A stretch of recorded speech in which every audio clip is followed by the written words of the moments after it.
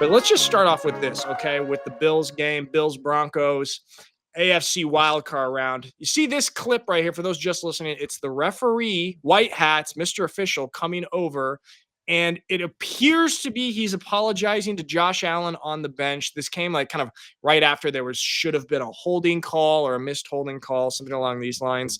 And this is getting X, Twitter, pretty fired up. And a lot of people pretty fired up. This right here is just dumping a canister of gasoline on the fire that is the NFL scripting issue. Like this, having an actual head white cap come over and talk to the starting quarterback who's in the MVP race, who's the media darling, so on and so forth. Having him come and do this is just a terrible look for the NFL. I can't believe that he actually thought this was the moment to do it. Like, do it after the game, behind closed doors. Don't let this thing happen in broad daylight, like especially if it's happening at all, which it shouldn't be. Well, you think that a moral, upstanding person trying to do their job can't apologize to another person in the workplace? I mean, you can, but wait until the job is done, dude. The clock is still ticking. This is just, what are you doing? Okay. All right. Here's the thing. I understand. It doesn't look great, especially to the casual viewer. And then it starts all these conversations and tinfoil conspiracies about the NFL and the scripting and the NFL having their favorite teams and their favorite players. And that's what I don't like about this. I understand that there's kind of not great optics for him coming over and patting with Josh Allen right there on the sideline. But I hate that this then triggers the ridiculous, idiotic, egregious conspiracies of NFL scripting and referee collusion. Okay, yeah, this was a heinous the act. NFL would never lie to us. You're right. They have our best interests at heart. Well, the NFL has my best interest at heart. I trust Roger. We should have Jamie get on and give her a take on this because Jamie's NFL referee. She's in the booth. She does all the replay. Tell the people who Jamie is.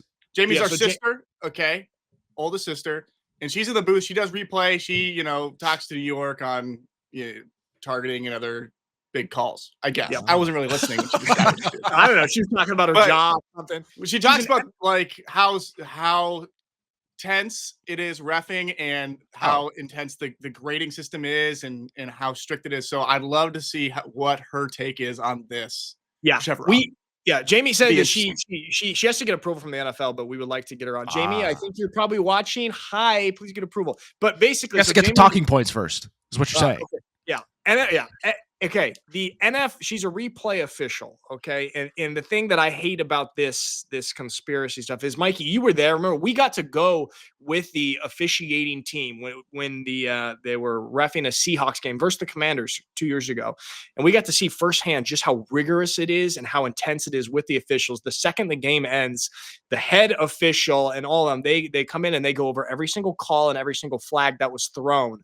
And it's like, hey, quarter 1, 7 minutes, flag thrown here. Here's the call. And then they go over right there on the bus ride back to the airport already. So it's so rigorous. And any of this conversation or talk about scripting or the officials being in cahoots with a team, ridiculous. Okay. I'll say I totally agree with you. They have the hardest job in all of sports. Like that is super difficult to make all these calls right. And I think they've done a great job at fixing a lot of the problems with refereeing and officiating over the past decade or so. That said, I don't think the white cap needs to be doing this in real time while the game is going on. And also, why is he going to the player? Why is he not going and talking to the head coach or anybody on the staff in that regard? I think him talking to the player and apologizing to the player is far more heinous of an act than him going and talking to the coach. Yeah, that's tough to defend. I'm not going to lie. Here's the defense. It's Josh Allen, man. Don't you want to be cool with Josh Allen? Josh, hey, sorry about that, man. I have heard that Josh is he has a lethal tongue out there with his shit talking. So maybe the ref was just like, I don't want to be berated by Josh out there because it'll make me feel sad. 6'5", 250-pound freak athlete who could destroy you physically. Yeah, you say sorry no matter verbally. What. Yeah. Okay. I'm with you there. It doesn't look great, but I do hate all of these midwit NFL fans who then think, oh, dude, look, this is proof right here. Collusion with the refs. Like, shut up. The world would have caught on fire. Or X would have caught on fire had he done this to Pat Mahomes or anybody on the Chiefs. There might be riots in the street. Okay. So we got away with that. All right. The last thing on that is when we were with the rest in Seattle, and the second the game ends, and they just run right to the locker room. The second the final, like 1 second goes off the clock, they sprint off the field, change, and get right on the bus and leave because get in civilian clothes. There's such a threat on these poor refs. It's so cool. Yeah. Well, you got to think there's some of these people who are like psychotic fans. A lot of people who like gamble on the games and they think this ref screwed me. So like it's a serious thing. Police escort right there, out and boom, straight to the airport, get them away. And so it's serious. Yeah. So no, I totally get that. And we see the craziness. We saw, I don't know if you guys saw the viral clip of that Eagles fan just berating Packers fans, like just I think it was a newlywed couple or a recently engaged couple that were just cheering for the Packers. And this dude would not stop just berating them the entire time. And it's like, I get it. Like they can direct that anger or angst or hatred of something going on in their life toward another individual. And a lot of time it's the zebras. Well, yeah. And also that's just typical behavior of the standard average person from Philadelphia. Bill Burr was right. Yeah. Pull up that, pull up. All right, moving on from there. This is really, really interesting. We've been talking about Marcus Freeman and how awesome he is and how great of a position he's got Notre Dame football in. Organization that is not so awesome, the Chicago Bears. And word on the street, rumor is the Bears are looking to interview Marcus Freeman for their head coaching position. A lot of thoughts on this. Scott, we'll start off with you.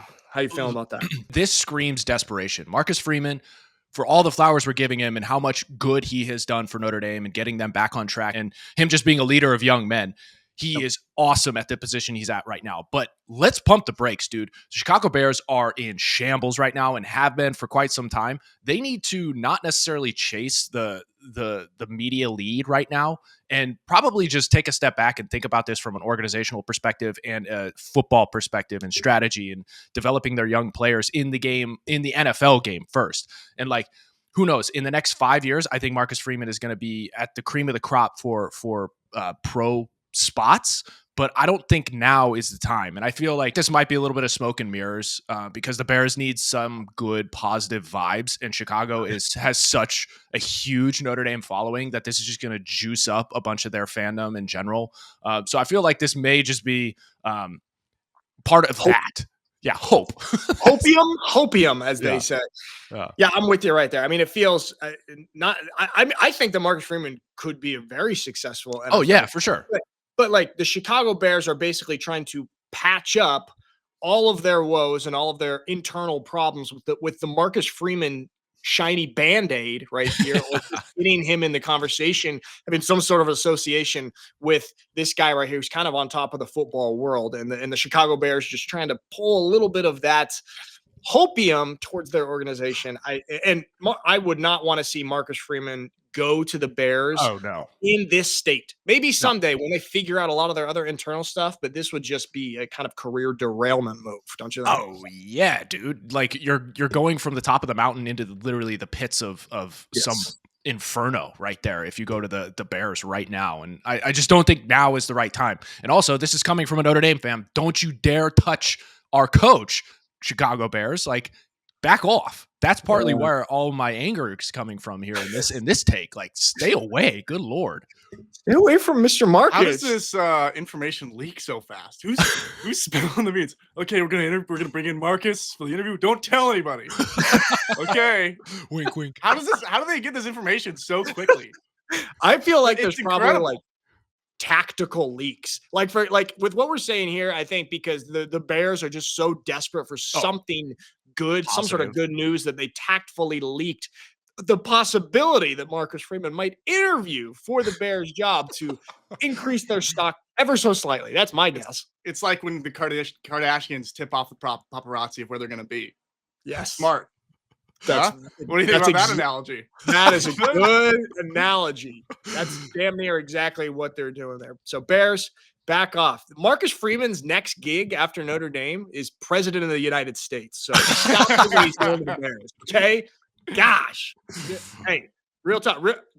That dude could get into politics. I mean, he is a great representation of the United States of America. Governor of Indiana first. Let's take that next step, and then you catapult into the upper echelons. Awesome. Or or the underbelly. Or the underbelly, depending on your your perspective.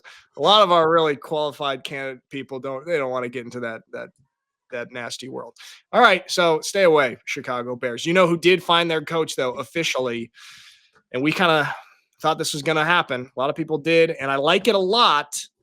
The New England Patriots bring back Let's go. Mike Vrabel. It made sense to take Gerard Mayo at that time because he was coming out of the Belichick tree. He was in that coaching element. And also he was a former player. So he understood the Belichick way. He understood the Patriot way, so to speak. So that made sense at the time. But also when you had a guy who had been a head coach for, I don't know, what was it, 8 years in maybe a little less at Tennessee and had success and also won with like bare bones on his roster one of those years and made some great strides and was able to not just develop young dudes that were coming in, but also instill what it took to be an NFL player and what it took to be like a man in this league. I don't understand why they made that decision back then. They need to get back on track. The Crafts are reeling, and you could definitely see it because this is the first time they've been forced to be actual owners and make strategic moves because they were just chilling for 20 years. Like, dude, we are so good at owning a football team. This is easy. And now they actually have to make some moves here. Dude, I heard, like, it does suck for Gerard Mayo. I have a problem saying Mayo and Mayo because in Europe, Mayo, which we say Mayo, is pronounced Mayo, and it's stuck in my head. So I keep saying Gerard Mayo. What? No, right? That was correct. I say it the wrong way. I'm tainted by European vocabulary, so I'm sorry. We speak American on this podcast. Sorry, I'll talk back to American. Okay. I heard that there was just a little bit of kind of inauthenticity with some of these guys that coached under Belichick. For example, Belichick, like, you know, he ran in this really tight ship and he would randomly ask players, like, for example, ask an offensive guy, hey, what's this linebacker have for assignment on this play? Or he'd ask the players, hey, what's the name of the person who works in the cafeteria? Or who's this person who's framed up here on the wall? Asking these kind of things, just like kind of forcing people to pay attention and to, you know, be involved with everything organization wise, coming from Belichick. And then when he left, these other guys underneath him were doing the exact same thing, and it just felt inauthentic. It felt phony. It felt very much like they were just imitating Belichick. And this is like just one little example of some of these guys that coached under Belichick that seem to try too hard to emulate him instead of being their own coach. Yeah. Well, look, I get it though. I can't fault them for doing that because they just witnessed greatness for 20 plus years in Bill Belichick. And honestly, before you can innovate, you have to emulate. So that makes, or imitate, I should say, before you can innovate. So I understand why they may have taken that approach, but it all depends on the individual, right? So if you're not able to sell it or act, for lack of a better term, if you're not able to act and do that right, then people are going to read through the BS and be like, dude, you're full of it. Like, I can't take that properly. But all that said, if you saw Taylor Lewan's post, you know, the guy from Bussin' with the Boys, played with Vrabel, under Vrabel actually, at the Tennessee Titans for a long time. He essentially gave a PSA to all the dudes on the Patriots and all those first round picks that are coming through this year. Get ready, like, strap up. This guy is going to come in and he's going to teach you how to be an NFL player, right? And how to be a man and how to approach these issues and everything.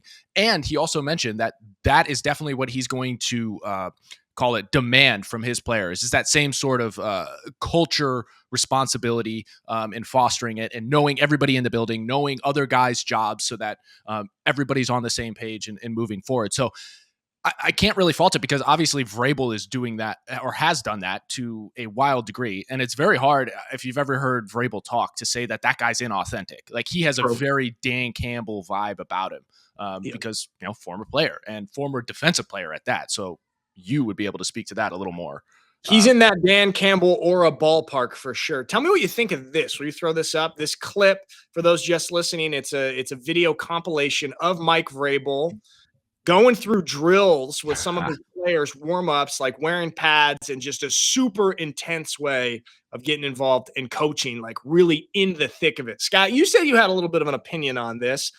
I like this personally. I like this a lot. I love when coaches, especially like a coach who has a physical presence, who played and can who really get in there in the nitty gritty of a drill, indie drill, which, I don't like those, but it is cool.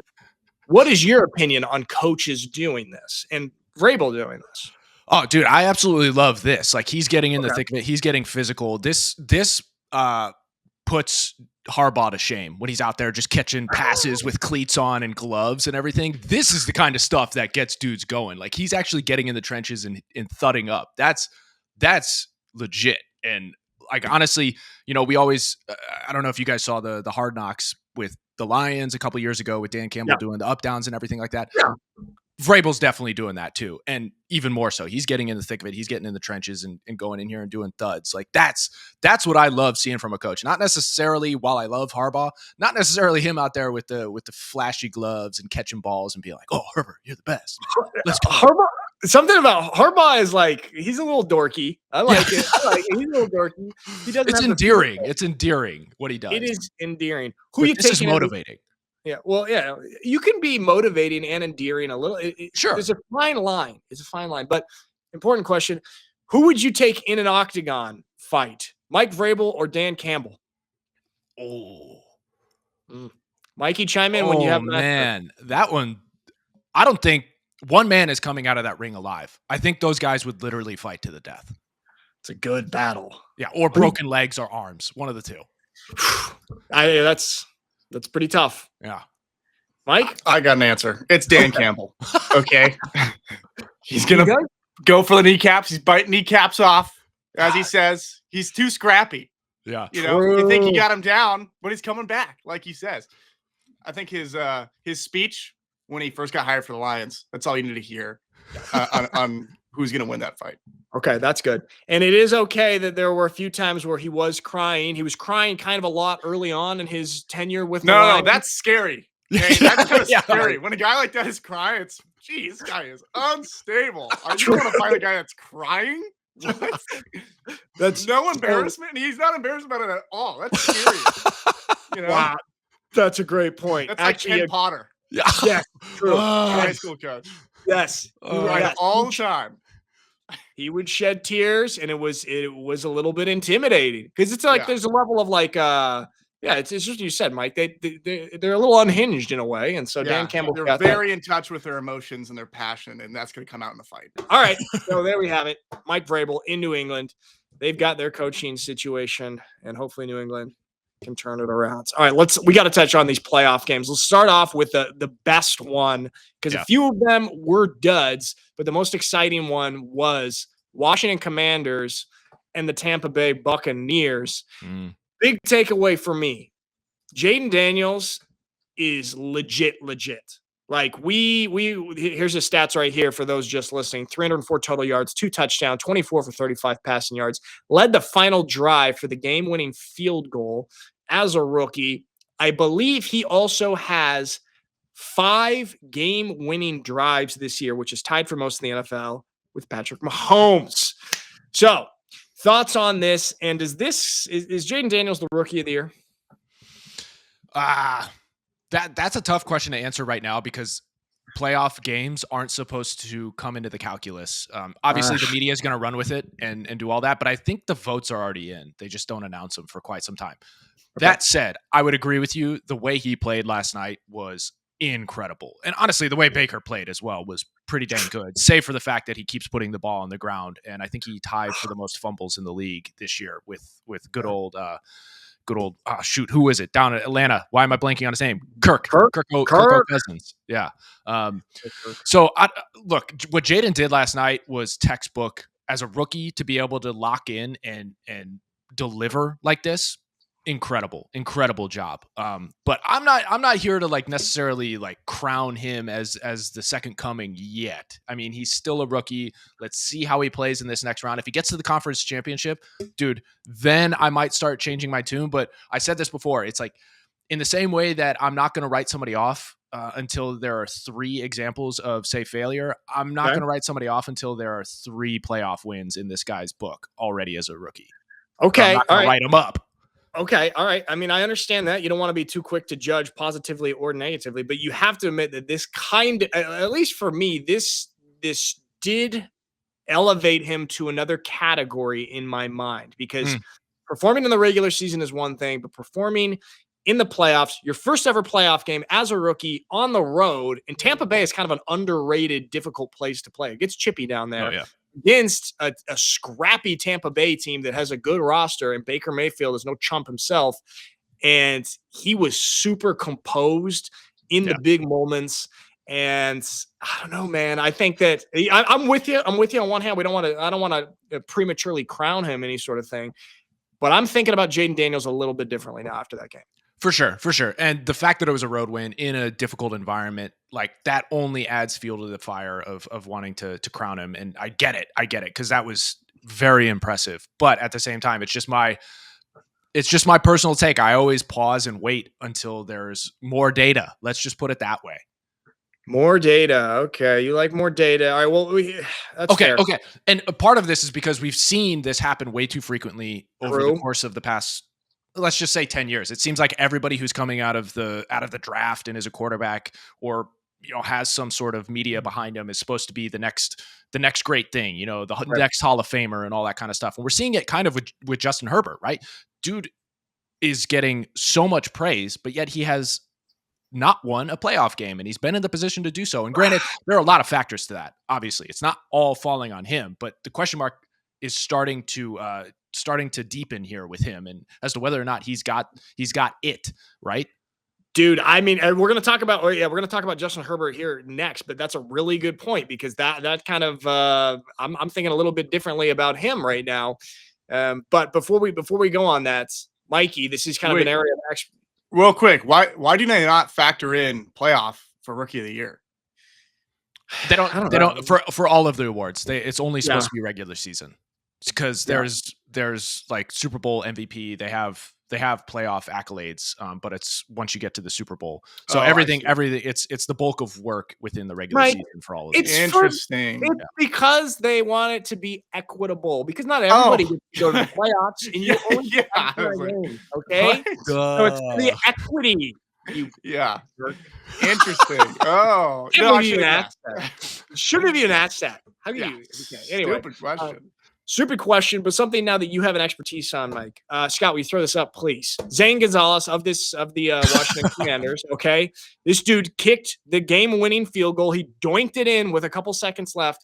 He's going a little bit viral here, and for those just listening, it is a clip of Zane Gonzalez doing a really in-depth OCD thing with his hair where he keeps putting his helmet halfway on and then brushing his hair, and he does it like 3 or 4 times.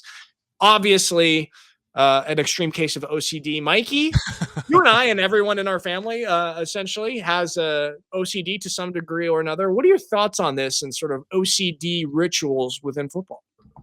I think they're great. Okay.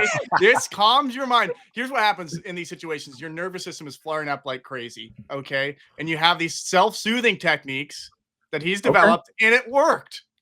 Okay. You can't even have it. It worked. You self-soothe your nervous system and you hyper focus on some sort of stupid little tick you have. And it kind of brings your focus a little narrower and lets you not let the moment overtake you. I am always pro OCD. I think it's great. I think it's good, and it looks cool. You know what? It's something you would look for in recruiting. Then you're saying you would try to get to know. Before I give out an offer, I'd have an in-depth OCD diagnosis. You seem a little too mentally stable. I don't know if you have what it takes. You need something where I'll tell you what, I've been having really bad OCD lately where I have to run back up my stairs and check the door is locked like 5 times. Oh, no. Really bad. Oh, well, you should probably go to the hospital. You should go see somebody. I'm not on your side on that. No, I think this is good. It's like in golf. You have your little ticks. You have to have a very defined ritual leading up. And it's kind of close to the yips actually in golf, maybe. The yip. But he made it. He made it at the yips. He would have just shanked that thing off to the side. Oh, that's what the yips mean? I thought the yips is just you have a bunch of ticks leading up to the shot and then you shoot it. No, the yips is like you forget how to do something that's been second nature to you your entire life. So dudes forget how to throw. Not the yips. Yeah. Not the yips. It's the anti-yips. But that was true. I mean, he did. He got it in there, and it's probably his OCD to thank. He does this before every kick. It's going super viral. Scott, do you have any OCD ticks that you would like to share with everybody before we move on? I don't know. I don't know if I have the same ticks, but I definitely live with my older brother. Sean has very much OCD in some respects. He's a avid hand washer. Like germs, stay away. Like he's got to do it. Like the rules of an OCD hand washer. This is me washing my hands too much. I have 5 hand sanitizer stations in my apartment right here. Okay. Oh no, Nick. Oh no. You need to have hand desanitizing stations. We should expose that to the audience. I think we're losing credibility. No, this is not good. Also, what neighborhood do you live in? Coming across. What neighborhood do you live in that you have to go and lock your door like 5 times? The downtown Schwabish Hall. Okay. Very, very notorious. You would never survive here, Scott. Yeah, it's so dangerous living in Europe. Oh no, this is one of those things. I get it, like having your ticks and your regimens and everything. This is taking it to a new degree. I just dropped a link in that document there of him doing this even before he got to that point with the hair and everything. Yeah. See, and here I think that for the people who just listening, we're showing him do his little OCD thing with his sock. I respect this here. You kind of try and make it look like you're fixing your sock because you don't want people necessarily to see you're doing your weird OCD ritual. I relate to this a lot, and so I'm pro Gonzalez, and I'm glad he and his OCD made the game-winning kick there in Washington and sent them now to the divisional round. They got to play the Lions, and it's going to be tough on the road. Yeah, this would have been brutal had he missed, had the doink gone the other way, because then people would have been like, look at how nervous he is. True. God, so true. He would have never gotten another job. Yeah. He would have got cut and sent to an institution there. All right, let's move on real quick to the Texans versus the Chargers in what ended up being an absolutely abysmal performance from Justin Herbert, but pretty inspiring performance from CJ Stroud. Scott, will you throw this up right here, this tweet? So CJ Stroud was not anything special. He was pretty bad, actually, in the first half. He was 9 for 16, 83 yards, an interception, a 44.53 rating. And then he had this play right here. And for those who are just listening, it's where there was the botch snap, like in the end zone. And CJ Stroud had to pick it up and he had to make something of this broken play where he scrambles out to the right side and then he hits the dime for like a 30-yard or 35-yard huge gain. And this is kind of the turning point. And then since then, or after that point, he went 12 for 16, 164 yards and 128 passer rating. And from this point on, the Texans look like a different team. Scott, thoughts on this game, on CJ Stroud's performance and Justin Herbert throwing 4 interceptions, the same amount of interceptions that he threw the entire year he threw in this game. Yeah. Man, this is tough. We touched on Justin earlier, but I want to talk about CJ first. This is why you get a guy like CJ, and even though he didn't have a great sophomore year, call it, this is why he's going to be very solid in the league moving forward. And I get it. You get elements of that within Caleb Williams for how much we poo-poo on him and all that kind of stuff. He's playing like he's out there backyard football. But this is why you get a dude like this, is because he can literally change the momentum of a game. And obviously the defense had his back throughout that entire game and ultimately clamped down. And you're talking about the interceptions here with Justin Herbert. First off, I have a little bit of a soft spot in my heart for quarterbacks, especially when they throw this many interceptions, because let's be frank, when receivers are dropping balls or touching balls, tipping them up, not tipping them down, or just not catching them, and they automatically go or pop up into the defensive person's hands, that shouldn't necessarily, in my book, be an interception. That should be a drop pass, and that should be a negative play against the receiver. Yeah, I'm with you on that, Scott. I think they really could consider changing that statistic, because if a wide receiver gets the ball bounced off his chest, it goes up in the air, that's 0% the fault of the quarterback. And then all the blame statistically goes right onto the quarterback. But will you throw this up right here? This is from Nick Wright. He's a pretty polarizing voice in the sports media, but he says here, The tweet says, Justin Herbert's been in 2 playoff games in 5 years. In both games, he was a road favorite against AFC South champ that precisely no one believed in. In both games, he played about as poorly as one can play in the second half, leading to horrific losses. And then sarcastically, he puts in quotes, but the arm talent. So Justin Herbert is really under a little bit of fire here. But I think it kind of goes back to what you were saying also about Jayden Daniels. We shouldn't necessarily crown or take somebody's crown away based on one game.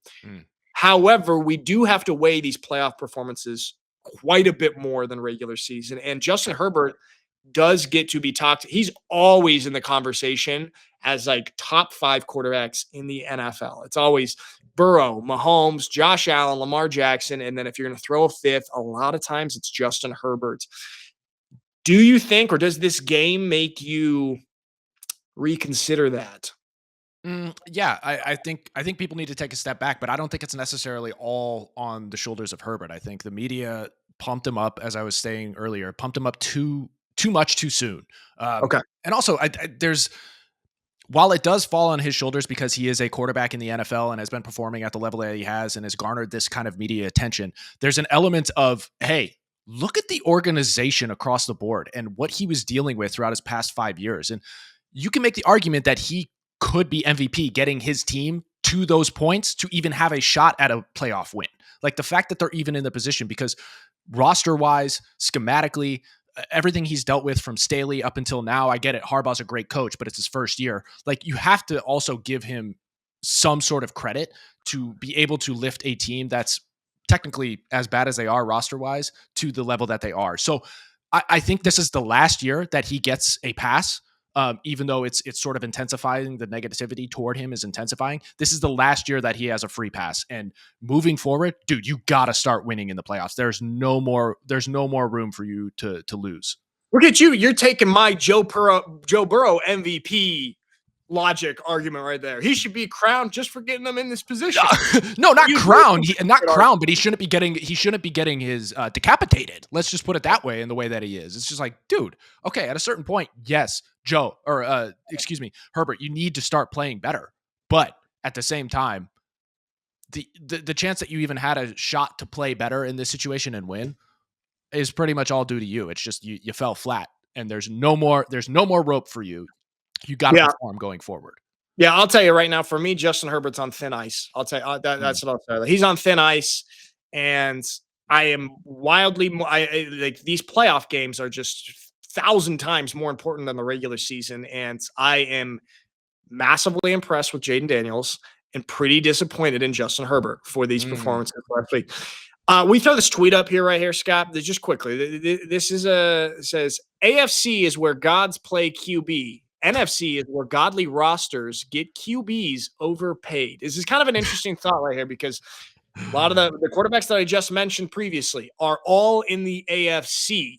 And some of these NFC quarterbacks are super highly paid when you look at someone like Dak or Jordan Love, who in the NFC, Jared Goff as well, who are very well compensated in the 50s of millions of dollars per year. Yeah. Thoughts on this right here? Do you think there's any credence to it?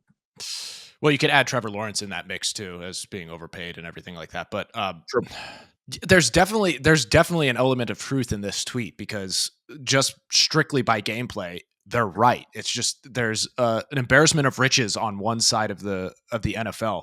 But this isn't like, I wouldn't say this is crazy, because we've seen this happen with East and West in the NBA multiple times, where it's like the shift of power occurs and it seems like the dam breaks and they all go one way or the other, or to one side or the other, and it ebbs and flows. So I think right now the NFC is in a precarious situation that they need to get right. I hear you there. It does. And kind of the pendulum swings back and forth, but it's just interesting to see right now that 4 or 5 of the best quarterbacks, or guys that we consider the best quarterbacks, are in one conference, and these other guys that are getting elevated pay in that same ballpark maybe not be as good, and it's all split kind of conference by conference. Interesting conversation. Let's move on. We got to touch on these other games here. The Bills smacked the Broncos. This was not that unexpected. Broncos started off. They went up 7-0 early. Bo Nix had a nice 45-yard touchdown pass. Beautiful. And then it was the Bills from there. Thoughts on that game? Are you surprised at all about how lopsided it was? And I think the Broncos, they can feel happy. And like you look at the comments under the highlights in that game, all of them are Broncos fans commenting, great game from the Bills. I'm a Broncos fan. It's just great to be here from where we were. I'm so happy we made the playoffs. Bo Nix in the future. So the Broncos are absolutely thrilled with their first round playoff exit.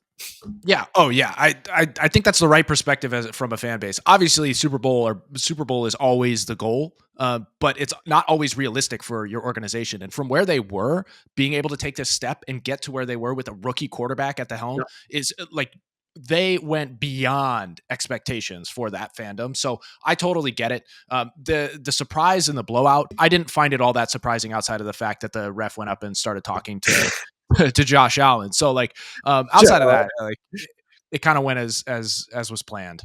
You think so? The referee just probably spotted them 7 or 14 points in that thing. Yeah. Okay. A few here and there. All right. Fair. Okay, but so the Broncos, they made it to the playoffs, first round exit, but this is a franchise that actually feels really good and optimistic about what happened this year with Sean Payton and Bo Nix. Another franchise that made it to the first round of the playoffs and had a quick exit, but does not feel good about where they are, is the Steelers. Obviously, Steelers played the Ravens. They got smacked as well. They were down 21-0 at halftime. The Ravens did whatever the hell they wanted to with this franchise. They looked way tougher. They looked way more intense, way more cohesive. And it's interesting to see how the perspective can be so different for a franchise like the Broncos, who really ended up in the same spot record-wise, but momentum and trajectory, these two franchises are going two different directions. There's a lot of conversation right now about Mike Tomlin and people calling for Tomlin and the Steelers to part ways. He's famously known for never having a losing season with all his years with the Steelers. What do you think about people having this conversation about Mike Tomlin and the Steelers maybe parting ways?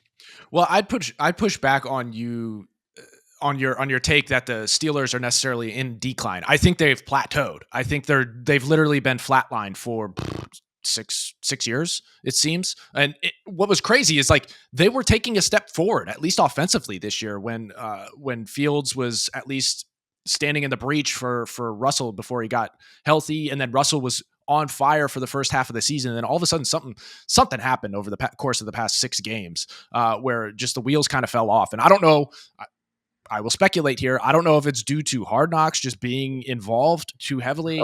Granted, I find that unlikely with Tomlin at the helm because he's not thinking of that stuff. But there is a big question mark right now with the Steelers fandom. It's like, dude, are we gonna be celebrating for all intents and purposes mediocrity through and through? And I know that kind of cuts against the grain of what I was talking about with the Broncos fandom being super excited about just getting to the playoffs, and it's like that's a little bit of a celebration of mediocrity. But at the same time, they took a step forward. The Steelers have just been walking a straight line for years. So I think it makes sense for Tomlin to like, hey, look yourself in the mirror. Maybe there needs to be an adjustment. Granted, it is very, very, very difficult to win in the NFL. So there is some sort of positive nature to what Tomlin is doing. He might just need to start tweaking up his approach a little bit in this new age to get things jump started and moving in the right direction. Yeah, I mean, you say they've plateaued, so they're not progressing. But to me, plateauing is the same as going backwards in the NFL. If you're not progressing, you're regressing. With how fast all the other teams are moving and everything that goes on, they are stuck and stagnated, and other teams are surpassing them. Like that rivalry, Steelers-Ravens, that's one of the best rivalries, not just in the NFL and in football, but in sports. And it's been super lackluster lately because one side of that rivalry is not holding up their end of the bargain, and it's the Steelers. And they're seeing their division rival just surpass them. And we saw it this weekend. Yeah, but look, I gotta speak, even though I don't like them all that much. I gotta speak to the Steeler fandom and say, like, hey, look, be careful what you wish for. Because if you get rid of a guy who has built stability in your locker room and in your organization for this long, there is an expectation of success that is, for all intents and purposes, kind of absurd to assume that your team is always going to make it to the conference championship or the Super Bowl or win it all the time. Like that's talk about embarrassment of riches or an embarrassment of expectation. Like that's the same thing that the New England Patriots experienced. And look at what has happened over the past 3 years for them. It's like, don't always assume that a change at the helm is going to deliver positive effects. It could actually have an exponentially worse effect than you're expecting. So that's all I'm saying is like, dude, winning is very difficult in the NFL. Don't take it for granted. The grass is always greener, as they say. So, I mean, yes, what you were saying has a lot of credibility. However, I mean, look at how much change we've gone through as the Browns organization. How many head coaches have we had? I can't even name them anymore. Like, I don't even know the number, and let alone QBs. It's like, dude, at a certain point, you're just like, you're trying to create a fire with, like, I don't know, water. That's essentially what you're doing. Is it worth it for a franchise like the Steelers? Let's say that they're sick of going 9-8 and getting bounced in the first round of the playoffs. Is it worth it for them to take a few steps back for a couple of years in order to move forward in kind of this new era of the NFL? The thing that really bothered me about the Steelers, like, say what you want about them, but they have this identity of being this tough, defensive-minded, hard-nosed, aggressive football team that's scrappy, and they show none of that against the Ravens. They look like they didn't even want to be there, and that is kind of alarming because that's kind of what Mike Tomlin is known for. And to see his team not have that freaks me out. At a certain point, there's so much pressure that's put on that defense that has performed at an insane level for many years under Tomlin's leadership and everything like that. I think at this certain point, I mean, you look at offensively what they were doing the other day, and that's too much pressure for the defense to overcome, and they're plugging too many holes for that offense. I think, dude, I don't even know if they got 50 yards rushing in that game. And if you're doing that, that just puts a lot of pressure on Russell to perform, which he didn't.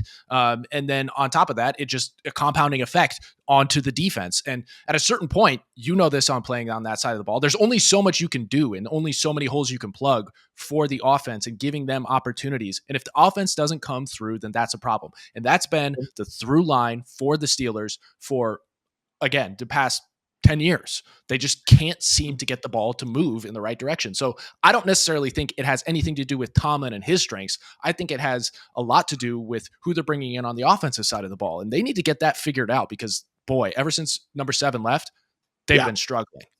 You're right. I just looked it up. They rushed for 29 yards. Oh. The Ravens rushed for 300 yards, 299 to be exactly. Yeah. I mean, Derrick Henry averaged 7.2 yards a carry. Yeah, that's insane. That's that. Well, I mean, you just had to fall forward to get that. The thing with the Steelers, okay, from like an organizational and business standpoint, you think the amount of money they've brought in from just being solid Mike Tomlin's been there for 18 seasons. The amount of money they make from just being solid for that long and being a solid brand and being able to charge a good amount of money for tickets for that long, does that outweigh, bringing in new coaches, making it to a higher playoff run, and then crashing the next year? You know what I'm saying? And then you look at Carolina and they're selling tickets for $20. Like, from a business standpoint, it almost makes sense to just keep the mediocrity. This is the question that Mikey, that's what I always think about with Jerry Jones and the Cowboys, because I feel like they're the most valuable brand in all of sports. Exactly. Yeah. Part of me thinks that, of course, Jerry wants to win another Super Bowl, but what matters more to him is the brand and like being in the media conversation. I mean, he's the only owner that's doing weekly radio shows and acting as the GM for his team. So that's a really interesting question: is it worth it? And would a franchise want to blow things up with the hope of revitalizing it? Yeah, I would. That's a good question. A good question, Mikey. I think because the Steelers fandom is actually wildly large across the nation. I didn't really know that until I got to LA here a couple of years ago and realized that, wow, they have a huge contingent of fans. Never would have expected that to be on the West Coast. So it stretches far and wide. And I think it's because of what that franchise has been throughout the history of the NFL. It's just hard-nosed, tough defense, the steel curtain, all of that kind of stuff. It was just people grew up with that being what it meant to be a football player, and the Steelers were just the perfect example of that. I think they still have an element of that with Tomlin at the helm, and I don't think that's worth giving up because that is emblematic of the brand at large. And I think the problem here is it's the definition of mediocrity in this sense. It's like they're still making it to the playoffs consistently, and they're still getting wins consistently. So that's what I'm saying is like mediocre. I get it. If you're not improving, you're regressing. I get that take. But at the same time, I'll go back to it. It is wildly difficult to win in the NFL, and to do it for that consistent of a time, it's attractive to potential free agents. So I think it's more of the ownership and the GM doing what's right and getting the right players in place and so on and so forth, so that the coaches can then take that step forward, as opposed to anything else. Steelers are investing in the S&P 500. Hey, nice and boring, good return. There's nothing wrong with a little S&P 500. I got everything's down today. It sucks. They're always in the conversation. That's rare for an NFL organization to say. That's true. However, right now the conversation around them is not that positive, and it's like there are 3 teams in the NFL that haven't won a game in over a month. And it was Tennessee Titans, who are the worst in the NFL. And then your boy, Scott, the Cleveland Browns, the second worst in the NFL. And then the Pittsburgh Steelers. And it's just, they just stumbled their way into the playoffs after beating the easy part of their schedule. I think they were 10-3, and they just went on a losing slide. Couldn't beat any teams of substance. And that's what I think the problem is, because there's the Pittsburgh Steelers. They have the most Super Bowl wins. Do they have the same amount as the Patriots? They have 6. Yeah, I think it's even. But at the same time, like it's all dependent upon how you're looking at this. Are you looking at a glass half full or half empty? I mean, seeing what they did in the first, call it 60%, 65% of the season was wild. And people were like, yo, Steelers are churning at a different level than we're used to seeing them, especially on the offensive side of the ball, as I alluded to earlier. So ultimately it's like, man, we were this close to getting it right. Something went wrong. Let's find out what that was. And then maybe we take that next step next year, because like the fact that they were even though they didn't win, as you were just mentioning, along with those other 2 organizations, they were still in the playoffs. That's wild to say. Like they were that bad in the latter half, and yet they still made it. That's how good they were in the first half. Yeah, that's, you got something there. I just, dude, it's the Pittsburgh Steelers, and they can't just keep bumbling along here. I am pro having the conversation at least. I don't know if it's the right move, but I don't like the people who slam the door on this idea. Like, no, we're fine. We're 9-8 again. We never have losing seasons. It's like, all right, bro. How about this? I'll say this.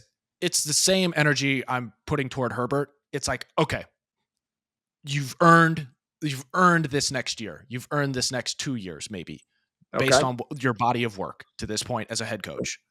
But if you do not take a step forward in the next season or 2, man, you're going to be in hot water for sure. And I really mean it this time. I mean, Scott, how many years? Yeah, 1 more years in a row. Okay, Mike. Last time. Short leash this time. Yeah, Mikey, right? Hold Scott accountable this time next year.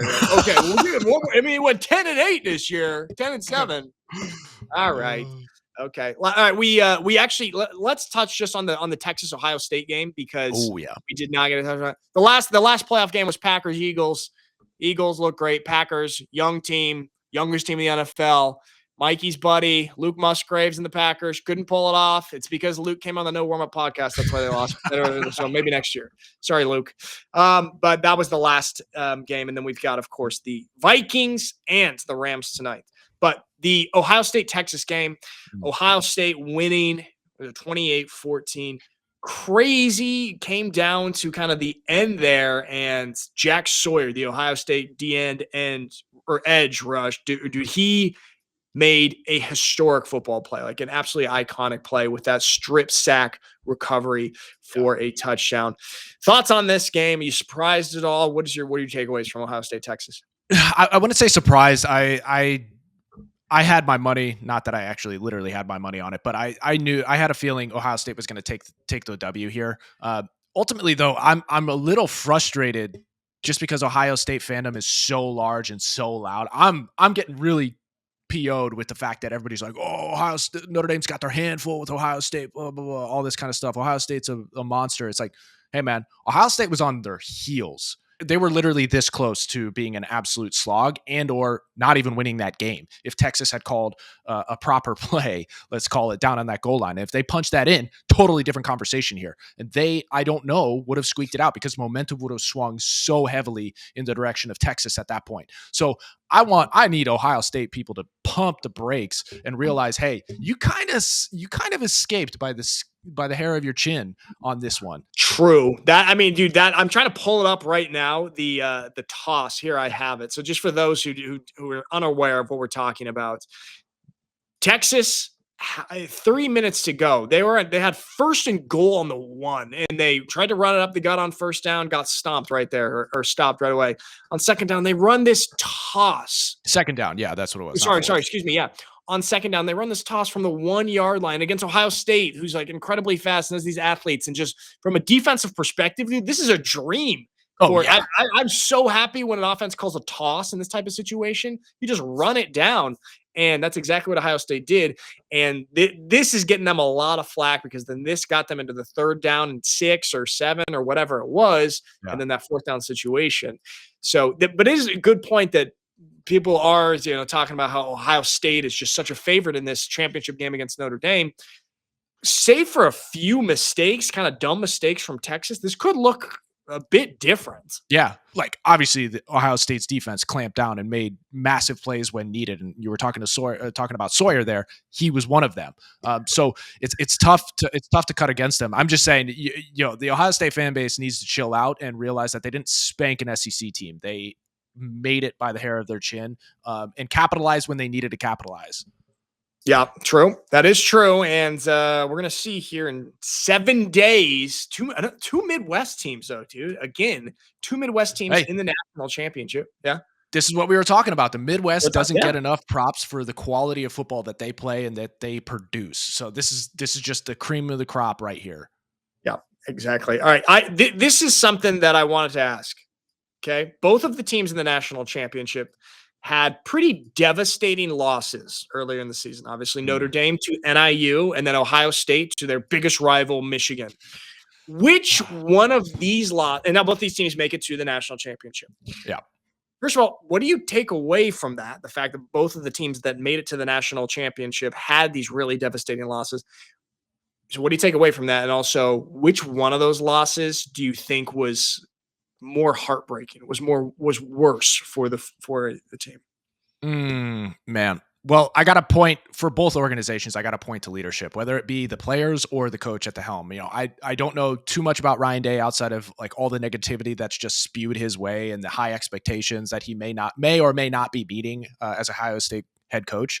But something flip switched for Ohio State after that Michigan loss and the way and everything that happened after that, flag planning, everything like that. Something changed. Chip Kelly has that offense humming, dude. Will Howard, specifically, the way he's been performing has been incredible, to say the least. So something changed there. And it's the same with Notre Dame. I mean, the defense after that NIU loss was lights out throughout the season. And okay, yeah, maybe they didn't play as hard of a schedule or as difficult as a schedule as the Big Ten. I get it. Those are all the naysayers and everybody that's out there that just wants to hate on Notre Dame, but it doesn't matter.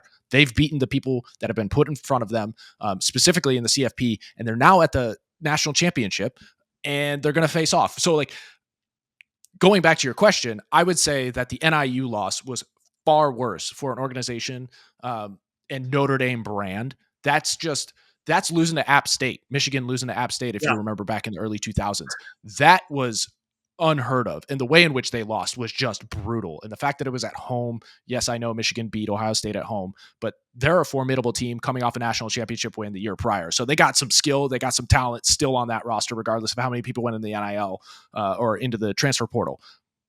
NIU loss was abysmal and honestly had me so embarrassed as a Notre Dame fan. But the way in which Marcus Freeman and the leadership of that team has righted the ship, that was so much more impactful for their season and where they're at this point. It's pretty interesting that, okay, first of all, neither of these teams, they were the 6th and 7th seeded teams, I believe, in the CFP. So this was 1 year ago. Neither of these teams would have been playing in the postseason playoff like this. Okay. So is that, and then the fact that both of the teams that made it through the whole CFP into the final. First of all, neither of them had buys, and they both suffered these really bad losses early on. It's kind of cool because you can take away from that when you need to face adversity, you need to face hardship, you need to battle through things. If it's too smooth sailing, whether that be in your football season or in your life, when it comes down to it, you're going to struggle a little bit unless you've gone through something. And so that's kind of my favorite thing. But the fact that these two teams are meeting now in the CFP national championship, and they both have a little bit of a similar story there. Yeah.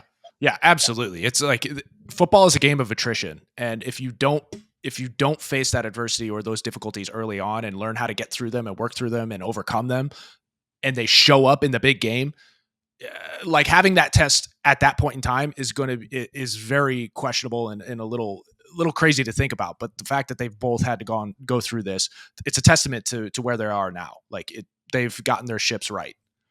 All right. So who do we got, dude? I mean, I got to go Notre Dame here. I think it's going to be an absolute slugfest. I don't think this is going to be a high scoring game whatsoever. I think this is going to probably be defensive battle. Yeah. I'm going to say it's going to end up being like, I would say it's 24-17, 24-20, one of those two. When you said defensive battle, I was thinking like 10-7. No, not that low. Because I think there are going to be some special teams plays that really make a difference in this, and I also think the defense is going to get a few turnovers on both sides of the ball. Okay, you heard it here first, folks. That's Scott's official prediction for the national championship. So here's what happens: is Marcus Freeman wins the national championship, and then he goes on to become president of the United States. He's backed by the No Warmup podcast. All right, we're right at an hour, dude. That was a fun one. Hey, Mike, there you are. Hey, I'm back. No, I couldn't think of anything to say. No, you did a good job. You did a good job moving the boxes around and talking about the OCD. Yeah, we're at 1 hour, so I think that's good. We touched a lot of stuff today. We kind of flew through. I know. The only thing I would want to bring up is this new recruit that's going to North Carolina. You know what? Should we do it? Yeah, should we do it quickly? Okay. We gotta let the people know. Couple more minutes, and this is special for Mikey. Let me find that. Where is that on the thing? Hold on, Scott. Can you highlight it? There it is. Yeah, it's titled LOL. Great. Okay.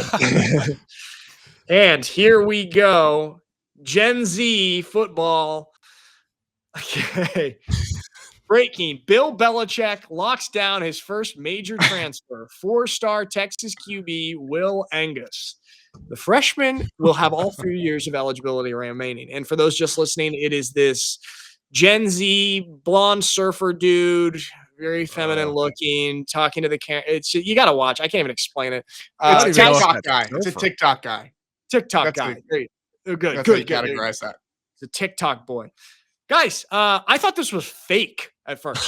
This is real. This dude is for real going to be playing for Bill Belichick. If Bill ever sees this video, this dude's going to get kicked off the football team. I thought he was held at gunpoint to make this video. This is a football player willingly making this video and posting it for people to see and hoping to get likes and comments. We had a guy in our running back room who was very similar to this. Great guy. I'm not going to name him, but he would make videos like this before he got to Oregon State. And during fall camp, one of the things we do in the team meetings is they scour the internet for embarrassing things about you. And they found his like TikTok, and they'd play those videos of him making videos just like this and worse, of like dancing and doing all this stuff with like dangly earrings. And it was brutal for him.